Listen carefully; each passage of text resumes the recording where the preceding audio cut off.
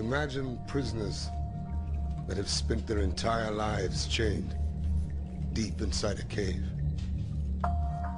They have been chained so that they cannot see behind themselves, and they are forced to stare endlessly at the cave wall in front of them. Behind them, a fire is burning, and between the prisoners and the fire is a raised walkway. Now imagine that each day, a menagerie of objects crosses the walkway. Animals, and people carrying their wares to market.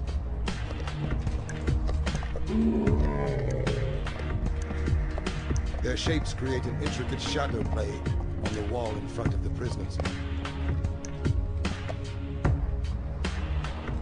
This is the only world that the prisoners have ever known.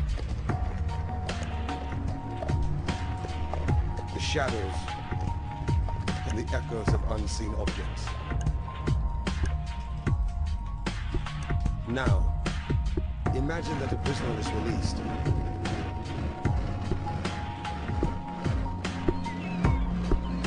After some time adjusting to the blinding light, the freed prisoner will begin to experience the world outside of the cave for the very first time. And it is like nothing he could have ever imagined.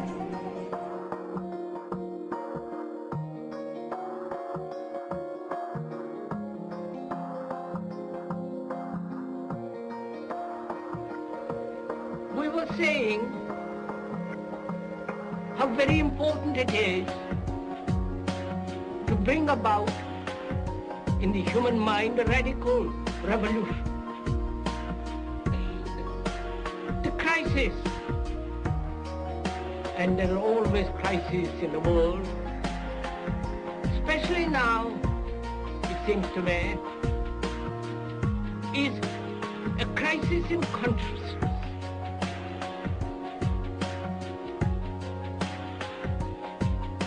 A crisis that cannot anymore accept the old norms, the old patterns, the ancient traditions, and considering what the world is now, with all the misery, conflict, destructive brutality, aggression, tremendous advancement in technology, and so on. It seems to me, though man has cultivated the external world and has more or less mastered it, inwardly he's still as he was. A great deal of animal in him is still brutal, violent, aggressive, acquisitive, competitive, and he has built a society along these lines. The old appeals to racial, sexual, and religious chauvinism and to rabid nationalist fervor are beginning not to work. A new consciousness is developing which sees the earth as a single organism and recognizes that an organism at war with itself is doomed. We are one planet.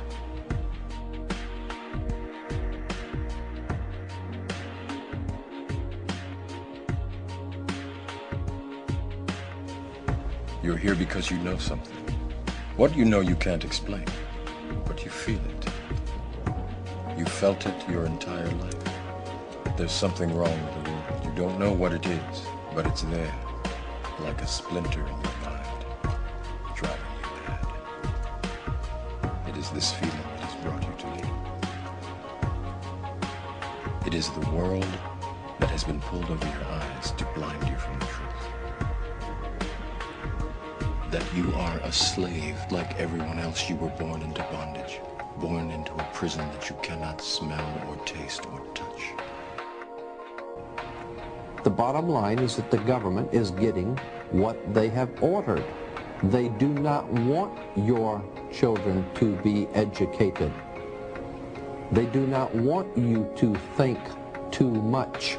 That is why our country and our world has become so proliferated with entertainments, mass media, television shows, amusement parks, drugs, alcohol, and every kind of entertainment to keep the human mind entertained, so that you don't get in the way of important people by doing too much thinking. You had better wake up and understand that there are people who are guiding your life and you don't even know it. Well, we know what they want. They want more for themselves and less for everybody else. But I'll tell you what they don't want. They don't want a population of citizens capable of critical thinking. They don't want well-informed, well-educated people capable of critical thinking. They're not interested in that. That doesn't help them. That's against their interest. That's right. You know something? They don't want people who are smart enough to sit around the kitchen table and figure out how badly they're getting fucked by a system that threw them overboard 30 fucking years ago. They don't want that. You know what they want? They want obedient workers.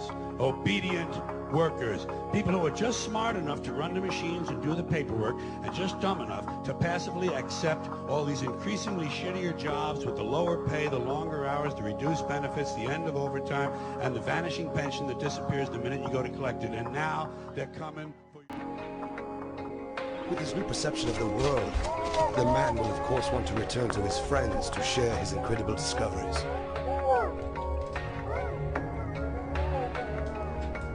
But the prisoners cannot recognize their old friend. He appears as all things do. His voice is a distorted echo, and his body is a grotesque shadow. They cannot understand his fantastic stories of the world outside of the cave. To them, it will never exist. This, of course, does not make the world outside of the cave any less real.